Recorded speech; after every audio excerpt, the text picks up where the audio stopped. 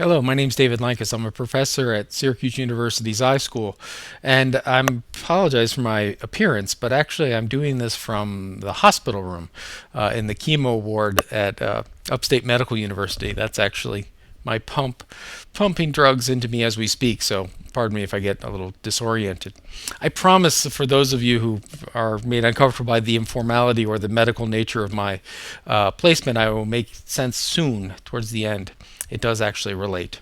But it's also a real privilege of me to present to you. Well, sorry, I'm not going to be able to do it in person. I hope you can see the presentation, get what you want, and if you'll notice on the bottom of my slides or my website where I'll post a screencast of this, and you also have contact information to let me know what I got right, what I got wrong, what we agree with, and have a conversation. So I want to talk about the good, the bad, and the great, and really this all stems from a tweet I put out a while ago. Look like this: that bad libraries build collections, good libraries build services, great libraries build communities. And I got a lot of interesting interaction, a lot of yes, absolutely, a lot of well, what do you mean? Isn't this and that and that? And so I wanted to give you a little bit of sense of what I mean by that. And I think it really talks to the larger concept of how libraries are changing and how we think about libraries, how we prepare librarians, and the role of librarians in what they do. That it's not just a building, a stack, and a collection, but really is the work that you do in your setting, in your community that matters. But let's break this down a little bit more. So this is pithy and delightful, but what does it mean? I should say, however, we have a rule at Syracuse at the iSchool. If you come to speak to us, you have to give us a presentation that's tweetable. You have to give us a summary of your presentation that's tweetable, and if you can't do it, you can't come. We find it helps speed things along. So this is the pithy version. Let's go to the long version, and I want to start with this concept of what do I mean by bad libraries build collections? Don't all libraries build collections? Shouldn't any library build collections? Don't the great libraries of the world build collections? Do collections not matter? Do you hate books? Well, let's talk a little bit about it. And really, it's more about an attitude about collections than it is about the collections themselves. So I'm going to talk about sort of four problems with the idea of being collection centric and why it's a problem and how you can know if it is a problem. And I'll start with the psychics in the Ivy League. I spent a great summer at an Ivy League university library, which I will not mention which one, but it's in Boston. And so I was talking with their head of collections, and I said, I had this idea. I was a big reference guy then. I said, we answer all these reference questions, and we answer them online, and we answer them at desk. And what if we looked at trends in the reference collection? We looked at what kind of questions people were asking, and we looked at the resources that were filling. We tracked them, and we could use that to feed into collection development. We could make sure that when we're doing our collection development and acquisition, we build it based on the questions people are asking. To which point this very wonderful, distinguished acquisitions librarian sort of looked at me and said, we build collections for the next generation. And it was a really interesting stopping moment for me because, it was clearly this was not a point to begin a further conversation. That's one of those statements that sort of tends to stop conversations a bit because what do you say at that point? Screw the next generation? I don't know. But it really, as I was thinking about this, I was going, oh my God, what an amazing gift this person has that they can look into the future and know what the collections they're going to need are. Right? And the truth is, of course, we don't know what the collections of the future are going to be. We don't know what we're purchasing now that will be useless, what we're purchasing now that will be priceless. We make some good guesses. We have some good guesses, and we have some techniques that we try and do it. But ultimately, this idea of we build collections for the next generation, just in case this subpopulation. Have you asked that population? No, but we know what they need, right? That's another form of psychic collection building that we sort of sit in our offices and go, oh, we need more popular reading. Oh, this is going to be the teen fantasy book of the year award, whatever it is. Or, oh, we know that if it's a Caldecott winner, that's guaranteed to be high circulation.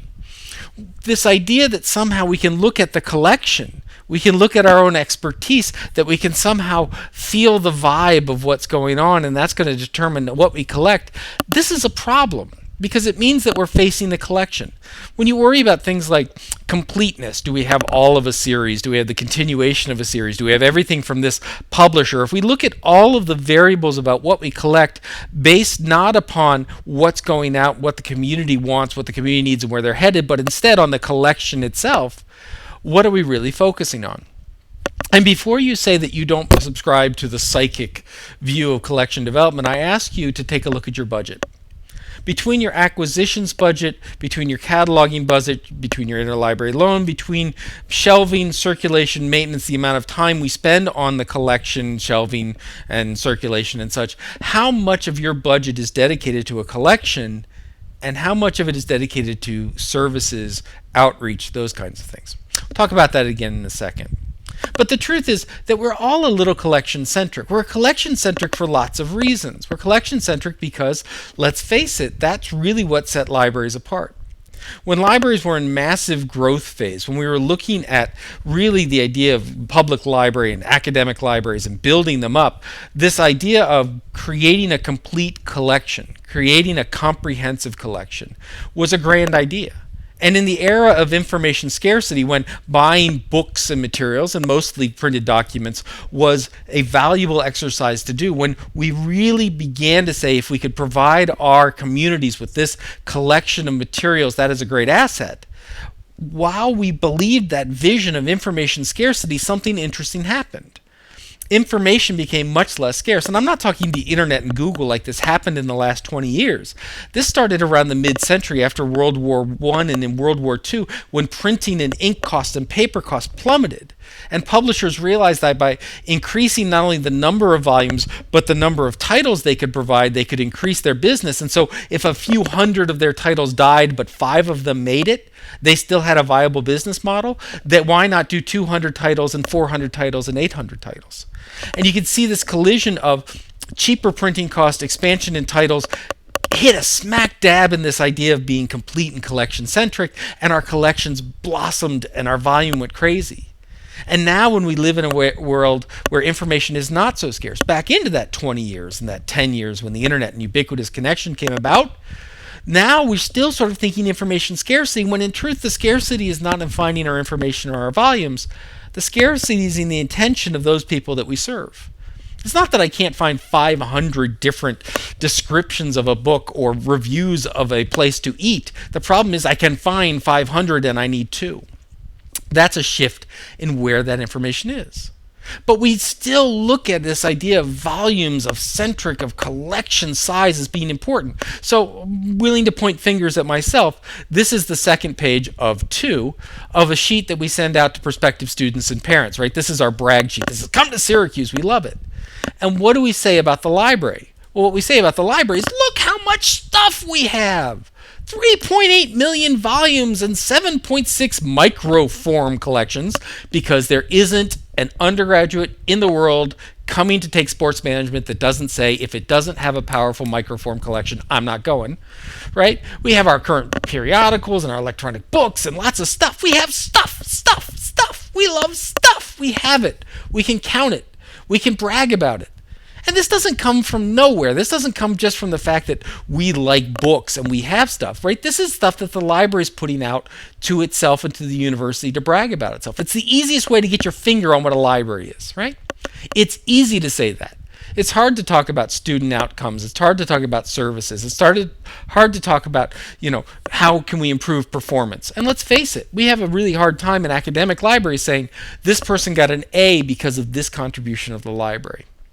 But we also see it in how we sort of judge ourselves. I mean, let's face it, the ARL dumping dilemma came from this. Now, ARL has new statistics and outcomes, but the big thing they did when you were talking about being an ARL library and ranked and comparing to your peer institutions is you looked at volume count. And so what happened is you saw large academic libraries, Harvard and MIT and all these folks, that would actively weed their collections and they'd throw them to the dumpster. And what would happen? Well, up-and-coming libraries that wanted to get big numbers to brag about, that wanted to increase their volume collection, would go and, in essence, buy or get for free these wonderful discards from the Ivy League, but they would bump up, so now they had 3.8 million volumes and all this other stuff. So they could bump up and play the statistics. This idea of how we count things in libraries has become an obsession, and our collection is the easiest thing to count. In fact, let's face it, in public libraries, it's much better to put that number out there than how many librarians we're hiring because they cost real money. Please. Right? But it's different than that, right? We see this not only in our own sort of press material. Here's OCLC WorldCat, and what do they brag about? 2 billion items available through here from 10,000 libraries worldwide. We love our numbers. But I want you to do something very interesting. Go to WorldCat. You'll see this. This is their homepage. This is the front thing. This is the library of libraries, what they push out. And then I want you to go take a look at a service like Netflix. Right, you can look at Amazon if you want. You can look at iTunes, Apple iTunes. And I want you, when you're on Apple iTunes or Netflix, I want you to find that number. I want you to find how many DVDs or movies or streaming things or songs those services have. Because you won't. I'll tell you, I dug around. And in Netflix, this is the closest I could get. We have thousands of other movies and TV episodes. Thousands could mean 2,000, could mean 20,000, could mean 50,000. Right? It's a very nice ambiguous number. Now, why is it? It's because they're afraid or they're ashamed at how small their collection is? Is it because they don't want to, we look puny against other people? What's very interesting in the search engine business, about 10 years ago, search engines used to brag about how many pages they indexed. They no longer brag about that because what they've realized on the internet is the number of pages doesn't equal quality. There's a lot of crap on the internet. There's a lot of repetitive pages. There are a lot of short-lived pages. There are a lot of pages meant to catch people's attentions and break rankings in the search engines. Numbers to Google, numbers to Netflix mean something very different, and they're not that important. And in fact, the reason Netflix doesn't show you that big number up front isn't because they're ashamed of their numbers. It's actually based on something called the paradox of choice. This is Barry Schwartz of Swarthmore College. He's a psychologist, and he's done a lot of interesting studies, and he's looked at this idea of numbers. And what he came up with, and it's brilliant, is this notion of a paradox of choice. And it goes something like this. He talks about how he likes blue jeans. He wears jeans.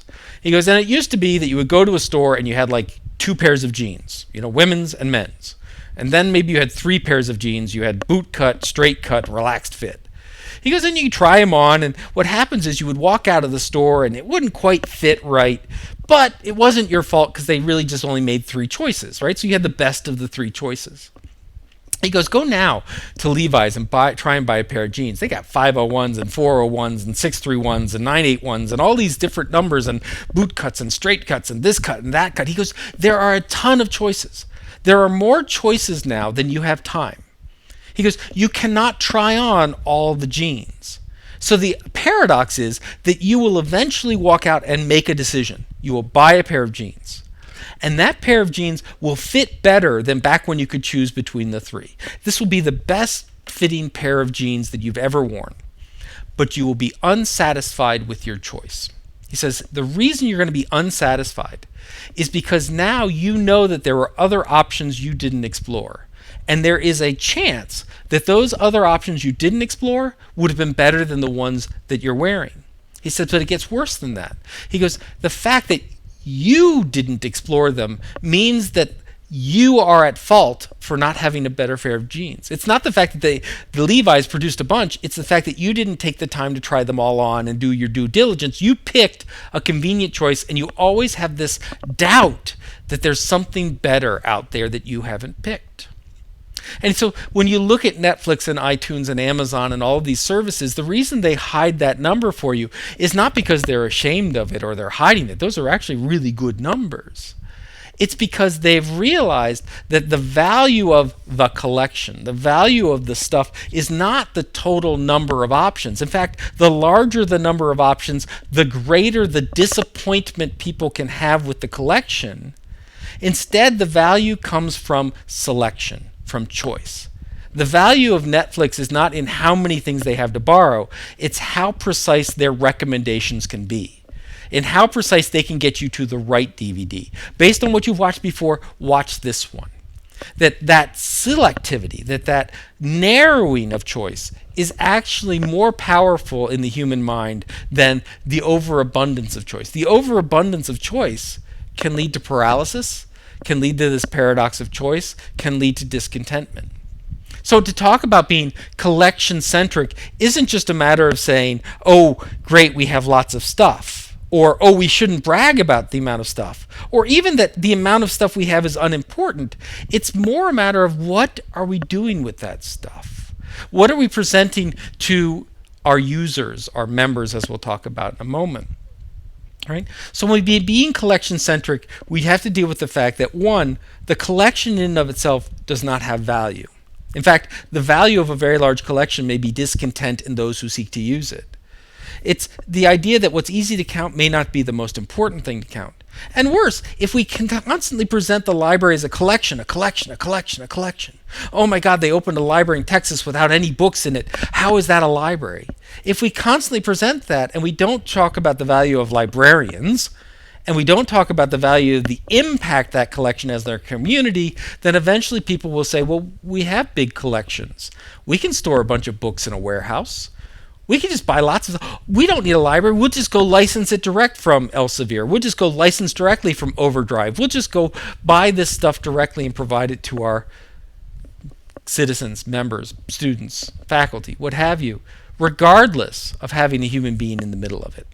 So by pushing and looking at the collection, the reason I talk about bad libraries looking solely at the collection is we're not serving our people necessarily well because we're not looking to evaluate that.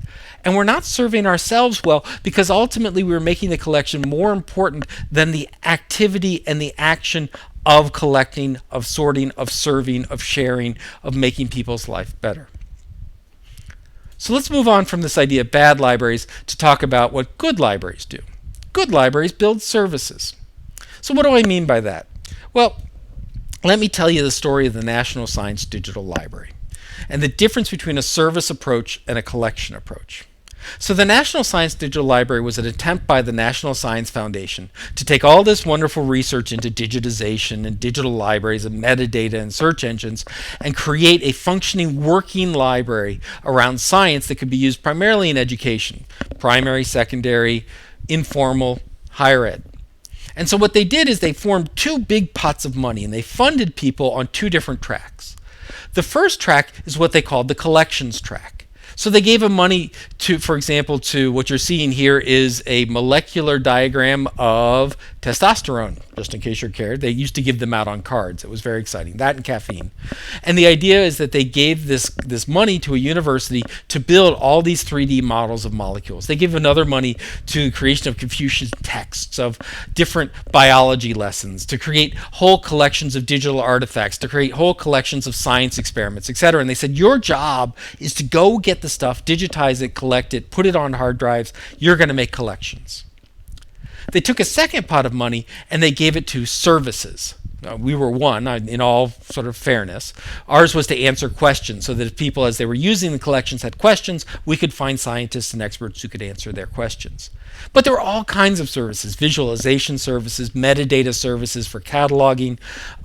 There were graphing services, there were storage services, there were all different kinds of really cool services. Back to like that Netflix thing where you could just get the recommendation for this is what you need. But a problem happened on the way to a National Science Digital Library, which is the idea is they funded these people separately. And so after about 4 or 5 years, they told the services people, all right, the collections are done, go get them. Go apply your services to them. And the services said, no problem, here we go. We're going to do cataloging, we're going to do metadata assignment, we're going to do visualization, we're going to do search, so you can search across the entire NSDL, we're going to answer questions. And they walked over to the collections, and they said to the collections, give us your stuff. And the collection said, here's a URL. And it wasn't a URL to a big file that could be downloaded. It wasn't a URL to 500,000 molecular models. It was a URL to a website that the collections had built. When they were building their collections, the first thing they did is they organized them.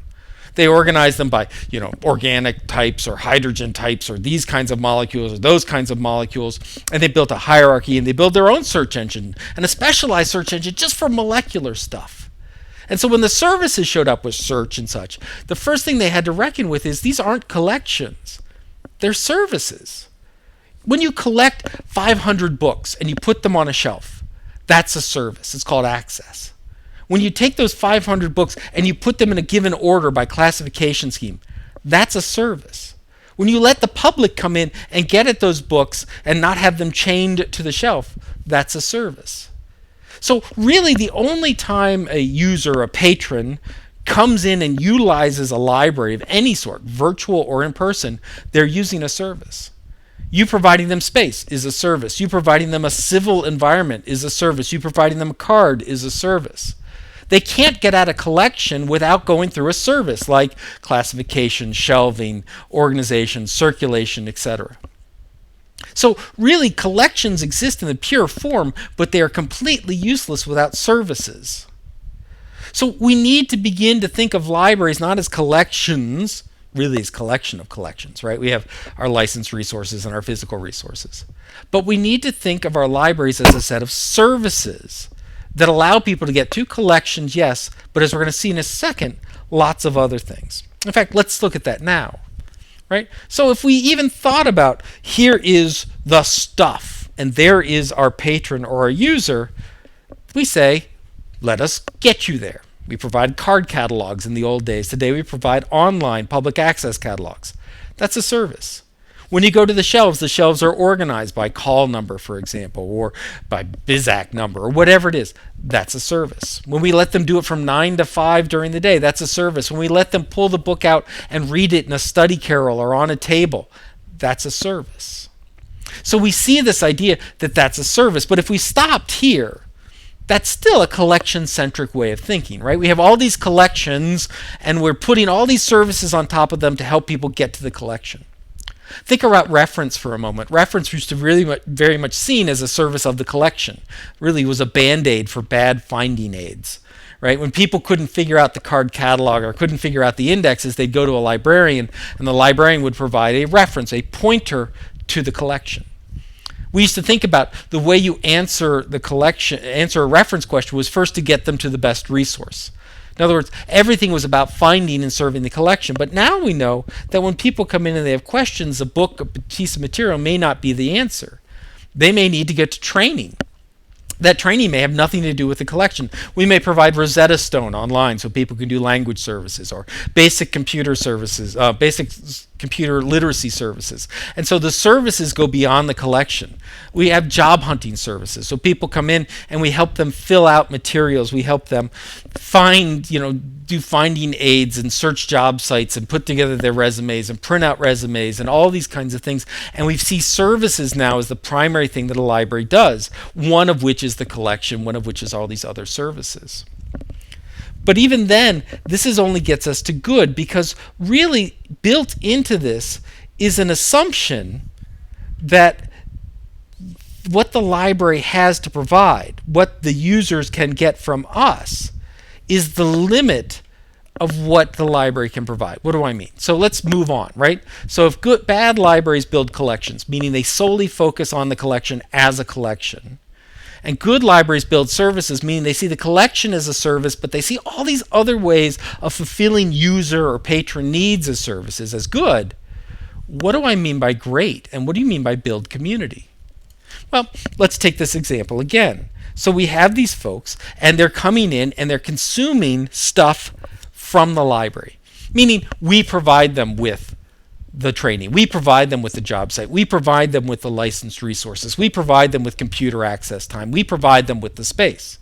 In essence, they are using services that we as the library control, provide, budget for, and they simply consume them. I mean, I always really hate the term user.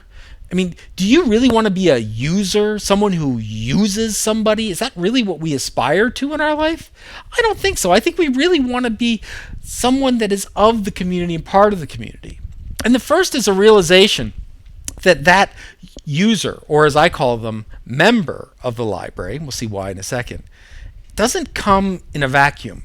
They don't come to the library fresh, where we're the first ones. It's like the most insulting reference question you can ask is, well, have you searched Google? And their answer is, well, do you breathe? Yeah, of course I've searched Google. That's why I'm here. It failed. Right? We know that person comes with other ideas, other thoughts, and there are other resources. So yes, they may well come to the library to get things that we own and we possess. They may come to get things that are too expensive to get on their own, $1 million databases, large collections of encyclopedia, whatever, the latest Danielle Steele. But we know that they themselves have collections of materials and books and images and thoughts and expertise and dreams and aspirations. Eli Nyberger, who's the associate director of the Ann Arbor District Library, told a story about how he had a member come in and he said, well, you know how I can search for a book through the catalog? And Eli said, yes. He goes, you know how I can use the same system to find out if the book is here or at a branch library? And Eli said, yes. And the member said, why can't I put my collection so that someone comes in, they can search to find out whether it's here or in a branch or in my house? I'm perfectly willing to lend them the books and bring them in. Now, if you're a service-specific or collection-centric or library institutional thinker, that is bizarre and crazy and a stupid, wild thought. But if you suddenly think, wait a minute, the library is a platform that helps community members get what they need. And what they may need is not only to get from each other, but to share. A community need may be to share their own expertise, their own collections, their own thoughts. Then suddenly it's not crazy. Then what happens is the library becomes a place not simply to share what we have, we being the library and our budget, but a platform to get things that we possess, but also that the community can begin to share its own resources, its own expertise, its own books, its own materials, its own podcasts. And they can begin to connect to each other. Expertise. A story of a library member who was a warehouse worker, but he was also a Civil War buff. And he came in and he said, you know, I really am interested in the Civil War, and I know a lot about the Civil War. And one of the librarians said, well, would you be willing to give a lecture on the Civil War? And he said, sure, that'd be great. And so first time they set it up classroom style, and there was the warehouse worker, and he was talking about the Civil War, and suddenly all these other Civil War buffs were listening, but they also began talking back. And by the third and fourth meeting, they were no longer in lecture style, they were in a round style, and they were sharing. And then they would come up with, and they would go to the library and say, we would love if we could get this resource, or we have these resources, can we put them here in this shelf? And suddenly this whole Civil War buff thing of the community became enabled by the library. But it wasn't because of the library's collection policy, and it wasn't because of service. It was because the library provided a platform for that community to get together and share and utilize resources. And that's what we're beginning to talk about moving beyond the idea of simply the idea that a good library is a bunch of services. Because what a library is seeking to do is to improve its community. It's not, as we've started, seeking to improve its collection. It only will seek to improve its collection if it is of service. And it knows that the services these days go well beyond what can be purchased and put on a shelf or what can be licensed and put on a screen. We know that it can be tutorials, it can be learning environments, it can be job-seeking services. And we know that it's not a matter of the librarian knowing it all. There was a big discussion about 3D printing and makerspaces in public libraries. Should they do it? And there was a big argument about libraries, should they get in the makerspace environment? And I said, absolutely, they should get 3D printers and makerspaces and go for it. And I had one very intelligent response that said, okay, so librarians now need to learn about 3D printing and 3D modeling and this programming language and sending these vector diagrams. And I said, no, stop. It's the last thing the librarian needs to know. The librarian needs to know their community well enough to find members who know those things and are willing to share it and willing to facilitate it. I tell the story often about how my son, who was about 8 years old, went to a BristleBot makerspace program at the Fayetteville Library. And the librarians had it all prepared. And you do BristleBots, what you do is you take a toothbrush, you clip off the bristles, and onto the bristles you attach an old pager vibrating motor, what made it go bzzz in your pocket, and a watch battery to make it go. And when you do that, it will vibrate along the table, and you can race them and put them in patterns and make them do mazes and such. The problem was that the librarians who had gotten all the materials and organized it bought little itty-bitty watch batteries. And these vibrating motors just went through them in seconds. And so the problem was that after about 5 minutes, all the kids were looking around and none of the BristleBots were moving, and all the librarians moved to a corner to say, what are we going to do? You going to go buy the battery? Can we buy the battery? Do we have the money to buy the battery? And while they're having this discussion about how they are going to save the session, the kids start going, anyone got a AA battery? And they began attaching AA batteries, and they realized it would vibrate a lot. And then they realized, why clip the bristles off? If we duct tape 3 toothbrushes together, we get a bristle tank and a bristle carrier. And pretty soon they were having bristle battles. And it was almost instantaneous, because it happened to me at the same time the librarians. We looked at what was happening. We realized how much better what was happening. What was happening is that the librarians weren't leading them through an exercise where the librarians were experts in dishing out what they knew to the users, to the customers, to the consumers. What was happening is the members of the library were using a library space, using a library time, using a library idea, and teaching themselves and learning themselves. And I have to say, when we left, my 8-year-old was like, that is the best library ever. Why? Not because the librarians were brilliant, but because he was brilliant in the library. That's why we don't have customers and consumers and users.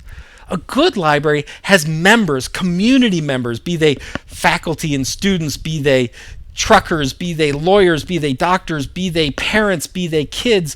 We're members.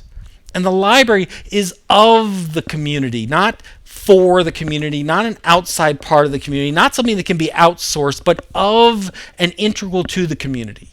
That as the value and prosperity of the community rises, so does the prosperity and value of the library.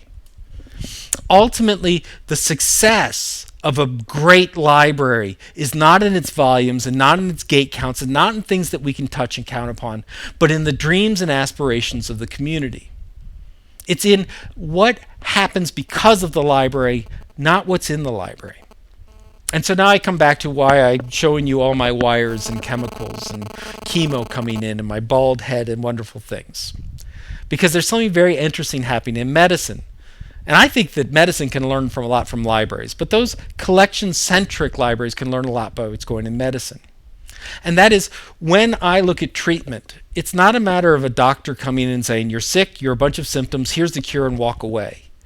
Instead, what happens is the doctors and the nurses, myself and my wife and my whole community come together to say, Dave has cancer, we're going to cure it. Sure, the doctor is prescribing medicine, but the community members are making sure that my house is perfectly clean when I'm immune compromised.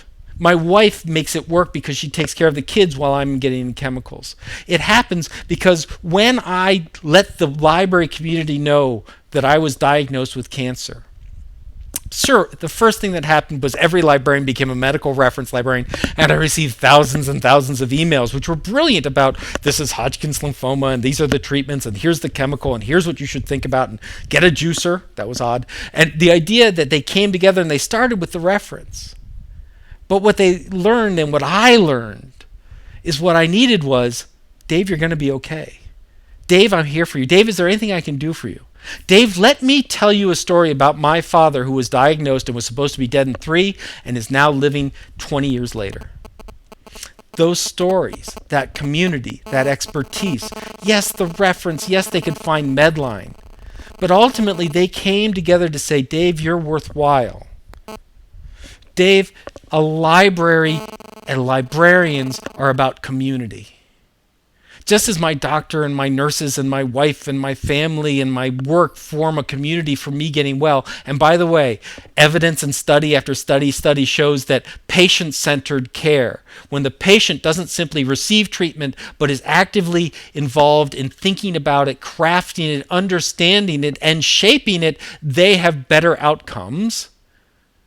So too we need to think about member-centered libraries. Not user-centered libraries, not did we serve them well, not did they come in and were they satisfied customers, but did they come in and contribute? Did they come in and share with us their dreams and aspirations? Did they come in and share their successes? Because just as the success of my doctor will be my health, not their treatment, the success of your library is not in your collection and not in your services and not in your gate count, but whether the member came in and did something amazing and incredible. That's what it means to be a great library, and that's what it means to be a great librarian.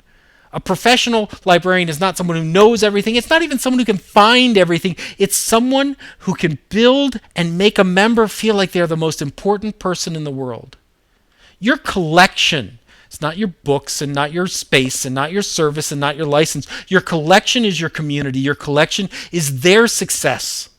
Your collection is sharing their success. When someone comes to your library, can they learn about the brilliance of your community? Or do they learn about where your building is and how to search a database? When someone comes to your library, do they learn about the people, their names, their faces, their values, and how their life is better? Or do they learn how to search the catalog? It's about community. It's about greatness by the success of others. It's what makes the librarianship the most noble profession I know of. It's why treating people as if treating their illnesses and curing them, their health, is something preserved for doctors. But the truth is, we're all healthy in different ways. We're healthy because we can dream and we feel supported. We're healthy because we know someone will help us. We're healthy because we're important. And libraries can provide that to our communities. You can provide that to your communities. Go out and be great. Thank you very much.